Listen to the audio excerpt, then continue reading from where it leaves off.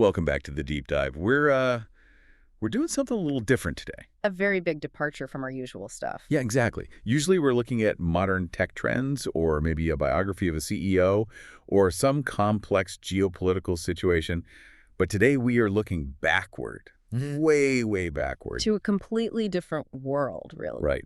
We're taking this massive stack of notes, historical accounts, conflicting rumors, and court gossip, and we're decoding a book that has become a massive cultural phenomenon. And a heavy one at that. So heavy. We're talking about Fire and Blood. 300 years before Game of Thrones, specifically focusing on the Targaryen dynasty and the House of the Dragon by George R.R. Martin. It is a bit of a departure, isn't it? But when you actually dig into the text, you realize this isn't just fantasy. No, not at all. It's really a treatise on power. It's a study of how dynasties are built, how they maintain control, and more importantly, how they destroy themselves from the inside out. Right. It's a dense, heavy brick of a book, but I mean, every page is dripping with political theory disguised as dragon fights. Exactly. And for you listening at home, maybe you only watched the show or read the main novels. We really need to set the stage immediately here. Because Fire and Blood isn't a novel in the traditional sense. No, you don't get the standard narrative structure. Right, you don't get inside Jon Snow's head, you don't see the world through Tyrion's eyes, you don't get that internal monologue that tells you exactly why a character is doing what they're doing. And that's the first hurdle, I think. But it's also the most brilliant part of the book's structure. The whole thing is framed as an imaginary history. Written by a guy named Archmaester Gildane. Yes, Archmaester Gildane of the Citadel. So picture this old scholar sitting in a tower centuries after these events, trying to piece together what actually happened based on crumbling scrolls and conflicting sources. Which means we have a massive unreliable narrator problem right from page 1. Exactly. We aren't getting the objective God's eye view of the truth. We're getting the approved version, or sometimes the scandalous version, but it's all filtered through a historian's bias. That was the first thing that really struck me as I was going through the materials for today. The Archmaester isn't just telling us a story. He's actively arguing with his sources on the page. He gets quite frustrated with them sometimes. He really does. Yeah. You have these three main primary sources he keeps referencing. You've got Septon Eustace, who's this religious, moralizing figure. He sees everything through the lens of the faith. Very biased towards the pious characters. Right. Then you've got Grandmeister Munkin, who is all about the dry facts and the dates, very clinical. And this is the best part, then you have Mushroom. Oh, Mushroom. He is the absolute MVP of this historical record. He really is. He's a dwarf, a court jester who supposedly hid in the shadows under tables and behind tapestries and just saw everything. Everything. And his accounts are, well, let's say they're vibrant. Vibrant is a very polite way of putting it. They are incredibly graphic. Extremely graphic, yeah. If there's a rumor about a poisoning or some illicit affair or something truly gruesome involving torture, it is almost always coming from Mushroom. And the Archmaester hates using him. He often dismisses Mushroom as a liar or just a storyteller. He does, but the fascinating thing, and we're going to see this again and again in this deep dive, is that often Mushroom's version is the only one that actually explains the motivation behind the history. That makes so much sense. Right. The maesters tell you what happened, but the fool tells you why it happened. So our mission today is to sift through all that ambiguity. We're covering roughly the first 150 years of the Targaryen dynasty, from the conquest all the way to the death of the dragons. The rise and the catastrophic fall. And I want to start with the rise, because there's this massive misconception about the very beginning. When people think of the Targaryens, they think of Aegon the Conqueror landing on the beach, sticking a flag in the sand, and boom, he's king. Day 1, year 1. Right, the 0 AC date. It's the standard epoch for the entire Westerosi calendar. But the text says that's not how it worked at all. It wasn't instantaneous. No, and this is a great example of how history distorts reality over time. We simplify things to make them fit neatly on a timeline. We like to think Aegon landed, everyone bowed, and he was king. Which would be nice and easy. It would be. But the actual conquest was a messy, drawn-out 2-year guerrilla war. The date system we use AC for after conquest and BC for before conquest is actually pegged to his final coronation in Old Town by the High Septon. Which didn't happen until the fighting was mostly done. Exactly, 2 full years after he landed. So, logically, the famous battles we always hear about, the burning of Harrenhal, the Field of Fire, technically, those happened in the BC era. Yes. They happened in 2 BC or 1 BC. It might seem like a semantic detail, but it's actually crucial for understanding Aegon as a character. How so? It reminds us that legitimacy isn't just about winning a battle. It's about the institutions of the realm accepting you. Aegon wasn't truly the king until the faith of the Seven anointed him. Ah, I see. He understood the optics of power just as well as the mechanics of war. He knew he couldn't just be a foreign warlord with a dragon. He had to be the anointed monarch to actually rule. That's a great point. And speaking of the mechanics of war, let's talk about the motivation. Because for the longest time, the assumption in the lore was just that Targaryens are ambitious. They have dragons, so of course they want to rule a continent. Why wouldn't you? Right, just basic imperialism. Exactly. Yeah. But Fire and Blood gives us this incredible detail about the painted table. Oh, the table. It changes the complexion of Aegon entirely. So on Dragonstone, he had this massive table carved from a single piece of wood in the exact shape of Westeros. It was 50 feet long. Massive. But the key detail the Archmaester points out is that it had no borders, no lines separating the north from the south or the westerlands from the reach. Which implies that he didn't see seven kingdoms at all. Exactly. Yeah. It implies that for years, maybe even decades, he had been looking at the continent not as 7 squabbling independent nations, but as a single political entity just waiting to be unified. He was a unifier in his own mind, long before he was a conqueror. He had a vision. But even with that ambition and that massive table, he didn't strike first. He waited. And this is the part that often gets left out of the quick summaries. The war didn't start because Aegon woke up one Tuesday and chose violence. It started because of a diplomatic insult. Enter Argilac the Arrogant. I mean, with a nickname like that, you know it's going to go poorly for him. You really do. So Argilac was the Storm King, the last of the ancient Durrandon line. And he was in trouble. He was getting squeezed hard by Harren the Black up in the Riverlands, and the Dornish were raiding him from the south. So he's desperate. Very desperate. So he tries to outsource his defense to Aegon. He reaches out to Dragonstone and offers a marriage alliance. He basically says, marry my daughter and I'll give you these lands as a dowry. Which sounds like a standard feudal deal. It does, except the lands he offered didn't actually belong to him anymore. Harren the Black had already occupied them. Oh, wow. Yeah, so he was offering Aegon land that Aegon would have to fight Harren for anyway. It's a terrible deal. And Aegon, who already has 2 wives, by the way, says, no thanks, I don't need a 3rd wife. But I have a best friend, Orys Baratheon. He's single. Let him marry your daughter and I'll help you out. And that was the spark. Because Orys was rumored to be Aegon's bastard half-brother. In the eyes of an ancient, proud king like Argilac, this was a massive slap in the face. You want my royal daughter to marry a base-born bastard? He just went into a blind rage. And he took it out on the messenger. He ordered the hands of Aegon's envoy to be chopped off. To chop them right off, no negotiation. Chops them off, puts them in a box, and sends them back to Dragonstone with a note. And the note is legendary. It is. The note read, "These are the only hands your bastard shall have of me." That is a choice. A very bad choice, because it's the choice that ended the era of the 7 kingdoms. Aegon didn't respond with a letter. He didn't try to parley. He called his bannermen. He sent out ravens to every ruler in Westeros with a simple message. There will be only one king. And the conquest began. But we really can't talk about the conquest without talking about the Trinity at the center of it. The 3 heads of the dragon. This is where the personality dynamics really shine for me. You have Aegon and his 2 sisters, Visenya and Rhaenys.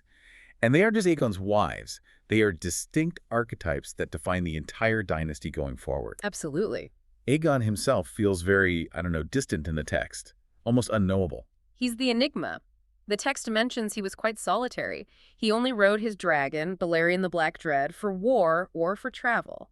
He wasn't a dragon guy in the sense of loving the flight or having a deep spiritual bond with the creature. Right, he was a utility rider. Exactly. And he left the day-to-day governance entirely to his sisters. He seems to be a man carrying a really heavy burden, playing a role he knows he has to play. Which brings us to the sisters, Yeah. Visenya and Rhaenys. It's the classic duty versus desire dynamic, isn't it? It's almost too perfect. Visenya, the elder sister, is the warrior. She wields the Valyrian steel sword, Dark Sister. She's described as having a harsh beauty. She's stern, she's unforgiving, and there are these constant rumors throughout the book that she dabbled in dark sorceries and poisons. She sounds terrifying. She was. Aegon married her out of duty to the bloodline because she was the eldest. She is the one you call when you need someone executed, basically. Precisely. And then Rhaenys, the younger sister, is the total opposite. She's the one you'd actually want to hang out with. Right. She was playful, impulsive, curious. She loved flying just for the thrill of it. She'd spend days on her dragon, Meraxes, just exploring. She brought the artists, the singers, and the culture to the Aegon's court. The saying goes, Aegon married Visenya for duty and Rhaenys for desire. And this triad, the warrior, the king, and the lover, it really forms the psychological basis of the whole dynasty. But more importantly, it establishes their exceptionalism immediately. They break the two biggest taboos in Westeros right out of the gate, incest and polygamy. And they get away with it. That is the key detail here. In Westeros, incest is a terrible sin to the faith of the Seven. Polygamy is completely unheard of. But Aegon lands with two wives who are both his sisters. It's a massive, bold statement. It says, the laws that apply to you do not apply to us. Exactly. And why? Because they have nukes. Because they have nukes. If you have the ultimate weapon, you make the rules. And let's look at the moment the nukes metaphor becomes literal. Harrenhal. Yes. This is the moment where the old world dies. So Harren the Black has built the greatest castle in history. High walls, incredibly thick stone, massive towers. In the old world, the world of conventional warfare, he is totally invincible. He spent 40 years building this place. And he thinks he's playing by the old rules of siege warfare. You sit behind the wall, you stockpile food, you wait the enemy out. No army can breach those walls. So when Aegon arrives, they have this parley outside the gates. Aegon offers him a chance to yield. He says, yield now, and you can remain as Lord of the Riverlands. And Harren actually laughs at him. He looks at his massive walls. He looks at Aegon's relatively small army outside, and he says, what is outside my walls is of no concern to me. He just doesn't get it. He doesn't. And Aegon points out that walls don't stop dragons, and Harren delivers the line that seals his fate. He says, stone does not burn. And Aegon's reply is just chilling. He says, when the sun sets, your line shall end. And he wasn't bluffing. When night fell, Aegon flew Balerion high above the clouds so high he couldn't be seen from the ground, just a shadow passing against the moon, and then he dove straight down. And the dragon fire was so hot it didn't just burn the people inside, it melted the stone. The towers literally turned into glowing candles. It was a horrific realization for the rest of Westeros. The rules have officially changed. Walls are now just stone coffins. And then, if Harrenhal was the lesson for castles, the field of fire was the lesson for armies. Yes. This was the only time in the entire war, and really one of the only times in recorded history, that all three conquerors and all three dragons took the field at the exact same time. Balerion, Vhagar, and Meraxes. You had the King of the Reach, Mern Gardner, and the King of the Rock, Loren Lannister, joining forces.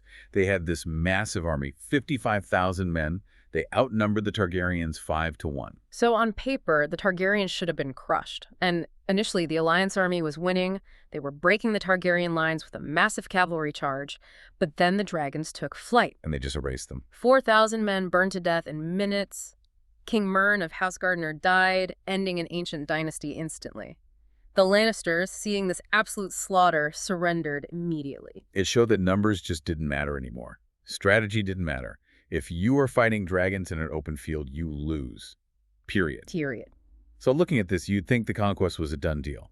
Harrenhal is melted, the giant armies are ash, everyone is bending the knee. But then there's Dorne. Ah, Dorne, the great anomaly, the Vietnam of Westeros. I love the Dorne section because it's the only part of the map Aegon can't color in. Why? How does a desert resist dragons when the greatest castles in the world couldn't? Asymmetric warfare. The Dornish realized very quickly, we can't win a battle, so don't fight a battle. We can't hold a castle, so don't hide in a castle. Smart, yeah. Very smart. When Rhaenys flew Meraxes down to Dorne, expecting a swift surrender, she found the castles completely empty. The people had just vanished. They melted away into the deserts and the mountains. You can't burn an enemy you can't find. And she eventually reaches Sunspear, the capital, and finds the Princess of Dorne, Maria Martell. And this woman, Archmaster Gilding, calls her the Yellow Toad. She is 80 years old, blind, and bald. But she is tough as nails. The exchange between them is legendary. Rhaenys demands submission. Maria says, I will not fight you. I will not kneel to you. I have no army, but you are not wanted here. And Rhaenys gives the classic threat, right? We will come back with fire and blood. And Maria replies with the words that would define her house forever. Unbowed, unbent, unbroken. You may burn us, my lady, But you will not bend us, break us, or make us bow. Chills. Absolute chills. Yeah. And she was right. The Targaryens tried. They burned everything they could find. This period is called the Dragon's Wrath, but they paid a terrible price for it. A price that really shook the dynasty to its core. Rhaenys and her dragon Meraxes were eventually shot down at Hellholt. A scorpion bolt, a giant iron arrow, went right through the dragon's eye. The dragon crashed, destroying the castle, and Rhaenys was never seen again. It proved that dragons weren't invincible. They could actually be killed. And it sent Aegon and Visenya into an absolute fury. They burned every castle in Dorne at least 3 times over. But the Dornish never yielded. It remains the one sovereign nation that withstood the full might of the dragonlords. So the conquest ends mostly. Aegon establishes King's Landing, builds the Aegon Fort, creates the Iron Throne out of the melted swords of his enemies. But winning the war is the easy part. Ruling is hard. Ruling is incredibly hard when your very existence violates the religious laws of the people you're ruling. Which brings us to the next major era, the Golden Age and the doctrine of exceptionalism. Because after Aegon dies, things get very messy. The Faith of the Seven is looking at these Targaryens marrying their sisters and saying, wait a minute, that is an abomination. Exactly. This is the era of the Faith Militant Uprising. It's essentially a civil war between the crown and the church. And it gets incredibly ugly under Aegon's son, Maegor the Cruel. Maegor's solution to the problem was just to kill everyone who disagreed with him. Pretty much. He burned the Sept of Remembrance to the ground with the faithful still inside it. He was a tyrant in every sense of the word. But tyranny isn't sustainable. Eventually, Maegor dies, mysteriously found impaled on the Iron Throne itself, which is a great little mystery, and we get King Jaehaerys I, the conciliator. Jaehaerys is arguably the greatest king Westeros ever had, and his partner, Queen Alysanne, is arguably the greatest queen. They realized they couldn't just keep killing the faithful, they had to make peace. But they also didn't want to stop marrying their siblings. Right, so they needed a loophole. They needed a really good lawyer. They sent Septon Barth, who is Jaehaerys' hand and best friend, to negotiate with the High Septon in Old Town, and they came up with the doctrine of exceptionalism. Which basically says what? It basically says, look, the faith is right. Incest is a sin. It is an abomination for men. The Targaryens, we ride dragons. We come from ancient Valyria. We have silver hair and purple eyes. We aren't men. We are closer to gods. Therefore, the laws of men do not apply to us. That is some high-level spin doctoring. We're just too special for your rules. It was brilliant political maneuvering. It saved the dynasty. It allowed the faith to save face by saying, oh, well, yes, obviously they are different. And it allowed the Targaryens to keep their bloodlines pure. But, as the expert here, I have to point out the inherent danger in that doctrine. What's the danger? Well, if you tell the world you are gods, and then something happens that proves you are mortal, the illusion shatters. And that shattering happened with the Shivers. Yes. The Shivers was a pandemic, a terrible disease that swept through Westeros during Jaehaerys' reign. It killed very quickly. You'd start shivering and be dead within a day. And the Targaryens thought they were immune to it. There was this belief that the heat in their blood protected them from human disease. Until Princess Daenerys Jaehaerys and Alysanne's beloved young daughter caught it. The description in the book is just heartbreaking. She complains of being cold. The king and queen try absolutely everything. They pile furs on her. They have roaring fires built in her room. But she dies shivering in her bed. That moment, it's the aha moment, but in a really tragic way. The king and queen are devastated not just as parents, but because their entire worldview is cracked. They aren't gods. They can die just like the small folk. It brought them crashing down to earth. But despite that tragedy, Jaehaerys and Alysanne really did build a golden age. They built roads, like the King's Road. They codified the laws. And Alysanne specifically did something amazing with the First Night controversy. Oh, I loved this part of the text. This makes the history feel so lived in and real. The rite of the First Night is that horrible old tradition where a lord could bed a commoner's bride on her wedding night. It was hated by the small folk, understandably. But the lords loved it, and on Dragonstone, the Targaryens had practiced it a lot before the conquest. That's why there were so many Dragonseeds bastards with Targaryen blood living on the island. But Alysanne held these women's councils all over the realm. She actually sat down with regular women, merchants' wives, peasant women, and she listened to them.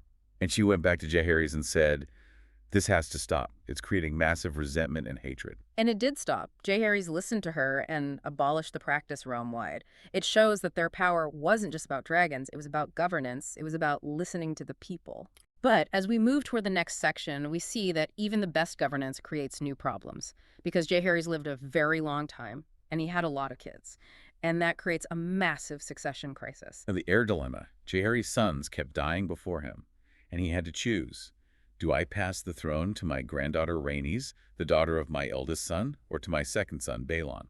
And he chose the male line. He chose Baelon. And then, later in the Great Council of 101 AC, the lords of Westeros voted overwhelmingly to support the male line again. They chose Viserys over Lenor, who is Rhaenys' son. The vote was rumored to be 20-1. So this established a precedent, or at least many people thought it did, that a woman could not inherit the Iron Throne. And that precedent is the seed of the entire Civil War. Exactly. It set the stage for the ultimate conflict between legal precedent and royal will. So enter King Viserys I. He inherits a peaceful, incredibly wealthy kingdom. It's the absolute apex of Targaryen power. There are more dragons alive than ever before. Everything looks great. But Viserys has a fatal flaw. He's a people pleaser. He hates conflict.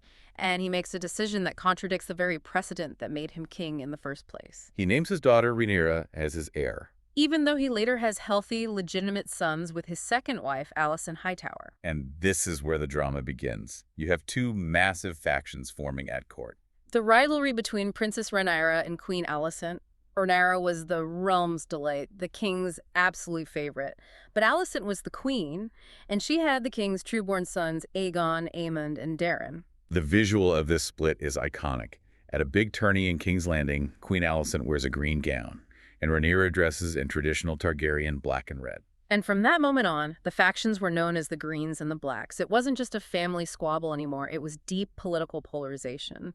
The Greens represented the established order, the faith, the citadel, the precedent of 101 AC. They argued that by law, the son Aegon should rule. The Blacks argued that the king's will, naming Rhaenyra, is absolute. And throwing gasoline on this already massive fire is Daemon Targaryen, the king's brother. The rogue prince. He is such a fascinating character. He wields Dark Sister, he rides the dragon Caraxes, the bloodworm. He's dangerous, he's charismatic, he hangs out in the seedy parts of King's Landing, and the Greens absolutely hate him. They fear him, and rightly so.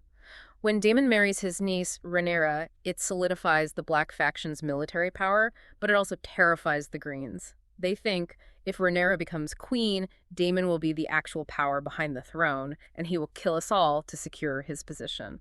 So the tension builds and builds for years. Viserys tries to keep everyone happy. He holds these awkward family dinners where he forces them to hug and make toasts, but he's just delaying the inevitable. And then finally he dies. And the dance begins. Section 5, the Dance of the Dragons. Mm-hmm. So Viserys dies in his sleep, and the Greens, they don't ring the bells. No. They hide the death. They lock the door to his chambers. They let the king's body literally rot in the room for days while they secure the treasury, the city watch, and the ravens. They stage a full-blown coup. They crown Alicent's son as King Aegon II in the dragon pit. Meanwhile, Rhaenyra is heavily pregnant on Dragonstone. She doesn't even know her father is dead yet. When she finally gets the news, it's devastating. The text says the shock caused her to go into premature labor. She gives birth to a stillborn daughter, a malformed child.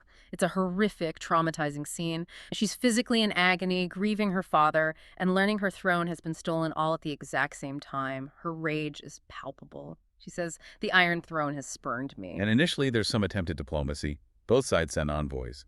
But then it gets personal. It gets bloody. It starts with the death of Luke Valerian, Rhaenyra's son. He flies to Storm's End as a messenger, thinking he is perfectly safe as an envoy.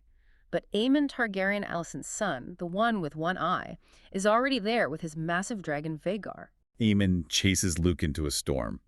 And Vhagar, who is the size of a small town at this point, just chomps Luke and his little dragon Arax right out of the sky. It's the first kinslaying of the war. A nephew killed by his uncle, and Rhaenyra completely collapses. But Daemon doesn't collapse. He sends a letter to King's Landing. An eye for an eye, a son for a son. This is the blood and cheese incident. I have to warn you listening, this is straight out of a horror movie. Daemon hires 2 assassins, Blood, a brutal butcher, and Cheese, a rat catcher, to sneak into the Red Keep. They sneak in through the hidden tunnels that Cheese knows. They find Queen Helena Aegon II's wife, who is completely innocent, a gentle soul, and her children, and they force her to choose which of her sons will die. It's sickening. She begs them to kill her instead. They refuse. So she eventually chooses the youngest, Maelor, trying to save the heir, Jaehaerys. And blood just chops off Prince Jerry's head anyway. Right in front of his mother. And then they leave Maelor alive just to traumatize the family further. Jeez tells the boy, "Your mother wanted you dead." That was the point of no return. There was no going back to diplomacy after that. The war was fully on. And unlike the conquest, where it was dragons versus conventional armies, this was dragons versus dragons. The dragon fights. This is what makes the dance so unique and so incredibly destructive. We have to talk about Rook's Rest. This was a brilliant trap. The Blacks send Princess Rhaenys, the queen, who never was on her dragon melees to break a siege. But waiting for her are King Aegon II on Sunfire and Aemond on Vhagar. 2 against 1. But Meleys was fast and experienced. She might have had a chance against Vhagar alone, but against 2 it was just a brawl. The dragons grappled in the air, fire, claws, teeth. They all crashed to the ground in a massive tangle of wings and fire. Meleys was torn apart. But the King Aegon was badly burned. Sunfire was horribly maimed. It showed that even the victors in a dragon fight get broken. But the highlight, if you can call it that, the most epic moment of the war is the battle above the God's Eye. The duel between the 2 most dangerous men in the realm, Daemon Targaryen and Aemon One-Eye. They meet at Harrenhal. Daemon has been waiting for him. He's been carving slashes into a weirwood tree, counting the days. He knows this is the end. They take to the sky. Daemon on Caraxes, Aemon on Vhagar. Vhagar is twice the size of Caraxes. But Daemon is more experienced. He knows he can't win a standard contest of strength. So they climb higher and higher. The sun is setting. The lake below is reflecting the fire. And then as they dive toward the lake, Daemon does the unthinkable. He unchains himself from his saddle. Midair. Midair, the dragons collide. Vhagar's claws are tearing into Caraxes' belly. Caraxes has his jaws clamped tight on Vhagar's neck. And Daemon leaps. He jumps from his dragon to Vhagar. He rips off Aemon's helmet and drives Darksister straight through his empty eye socket. And they all crash into the lake. Everyone dies. It's the stuff of legend. It removes the biggest players from the board in one move. But notice the pattern here. Every time dragons fight, everyone loses. And while these titans are killing each other, the small folk have finally had enough. Which brings us to the shepherd and the storming of the dragon pit. Because while the royals are playing 4D chess and fighting in the sky, the people of King's Landing are starving, terrified, and angry. A one-handed prophet called the Shepherd starts preaching in the streets. He says that dragons are actual demons, that they are the source of all the city's woes, and he whips the mob into an absolute religious frenzy. And they attack the dragon pit, this massive reinforced dome where the dragons are chained up. It's described as iron versus flesh. Tens of thousands of regular people rushing into a pit with dragons. The dragons burn hundreds of them, thousands of them. But the people just keep coming. They swarm over the dragons like ants. They killed them. They killed 4 dragons that night. Dreamfire, Shrykos, Morgul, Tyraxes. And Syrax, Rhaenyra's own dragon, who flew down to intervene, it was the definitive end of Targaryen heir superiority. The symbol of their power, their exceptionalism, was literally torn apart by the bare hands of the poor. It's the French Revolution meets Godzilla. Which leads us to the grim end of Rhaenyra herself. She flees King's Landing. She's lost her dragon. She's lost her money. She makes it back to Dragonstone, thinking she's finally safe. But she's been betrayed. King Aegon II is already there waiting for her. He's broken. His legs were shattered from the earlier battle. His face is burned. His dragon Sunfire is dying from his wounds. But he's there. And the execution, God, it's brutal. He doesn't behead her. He feeds her to Sunfire. While her son, Aegon the Younger, a little boy, just watches. The text says the dragon ate her in 6 bites. It's a horrific, ignoble end for the realm's delight. So Rhaenyra is dead. Aegon II is technically the winner. But not for long. No, the hour of the wolf arrives. Cregan Stark comes down from the north with an army of Northmen. These are childless men, old men, men who fully expect to die in the winter. They march on King's Landing. And they aren't playing political games. Aegon II is poisoned by his own men to prevent a battle they know they'll lose against the Starks. And suddenly, the war is just over. But who is left to rule? Only the children. Aegon III, Rhaenyra's son, the one who watched her die, is crowned king. And to try and heal the realm, they marry him to Jaehaera, Aegon II's daughter. Combining the black and green lines finally. Exactly. But look at the cost. The dragons are mostly dead, the lords are dead, the wealth of the dynasty is gone, and the king, Aegon III, is known as the Dragonbane, or the Broken King. He's a broken boy. He just sits in the dark. He hates dragons. And under his reign, the last dragon dies. It was a stunted, withered little thing. And Archmaester Gildane makes a fascinating note here. He says that when the last dragon died, the magic seemed to leave the world entirely. The summers grew shorter, the winters grew colder. It's such a melancholy ending. We started with Aegon the Conqueror on the Black Tread, melting giant castles. We end with Aegon the Broken watching a sickly little dragon die in a cage. That is the ultimate lesson of Fire and Blood. Power is a double-edged sword. The very thing that gave them the Iron Throne, the dragons, was the exact thing that nearly destroyed them when they turned it inward on themselves. And it really makes you wonder about the old saying, history is written by the victors. In the Dance of the Dragons, were there any real victors? Just survivors. Exactly. Rhaenyra's son sat the throne, so technically the Blacks won the lineage. But the Targaryen power was broken forever. They were just regular men now. Exceptionalism was completely dead. It raises a big question for you listening at home. If the Targaryens had never conquered Westeros, if they had just stayed on Dragonstone, would the realm have been better off? Was the dragon's peace worth all the eventual carnage? Or would Westeros have just continued its petty, bloody wars between seven kings forever? It's the eternal question of empire. Does order justify the terrible cost of the conquest? Something to chew on. That's it for this deep dive into Fire and Blood. We'll catch you next time. Until then, keep watching the skies.